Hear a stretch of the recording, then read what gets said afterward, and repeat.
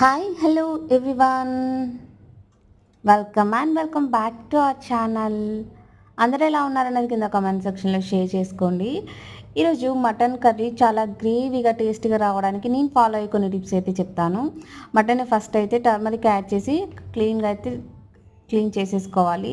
తర్వాత 2 table spoon వరకు నేను కారం అనేది యాడ్ చేస్తున్నాను. ఇది పట్టించిన కారం అనమాట. మీకు అలా ఎల్లోయిష్గా కనిపిస్తుంది వీడియోలో, సేమ్ ఇలా అయితే ఉంటుంది కలర్.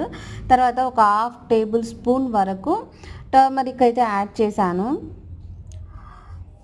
ఒకప్పుడు నాకు మటన్ చికెన్ వండడమే రాదు, అసలు ముట్టుకోవడానికి కూడా ఆలోచించేదాన్ని, స్మెల్ వస్తాయి నా హ్యాండ్స్ అనేసి. బట్ ఇప్పుడైతే తప్పట్లేదు. ఒక 1/2 టేబుల్ స్పూన్ వరకు సాల్ట్ అయితే యాడ్ చేశాను. సాల్ట్ తర్వాత టేస్ట్ చూసి కావాలంటే మళ్ళీ యాడ్ చేసుకోవచ్చు. ఒకేసారి అయితే ఎక్కువ వేస్తే అసలు తినకుండా అయిపోతుంది అనమాట. అసలే మనం ఇప్పుడే స్టార్ట్ చేస్తున్నాం కాబట్టి అంత పర్ఫెక్ట్ కాదు, కాబట్టి చూసి వేసుకుంటే సరిపోతుంది. స్పైసెస్ అయితే యాడ్ చేసుకున్నాను. కావాల్సిన మసాలా అన్నీ గ్రైండ్ చేసేసుకొని యాడ్ చేసేసాను, 1 టేబుల్ స్పూన్ వరకు.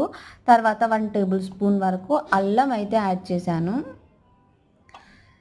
ఇప్పుడు వచ్చేసి 1 టేబుల్ స్పూన్ కర్డ్ అయితే యాడ్ చేశాను.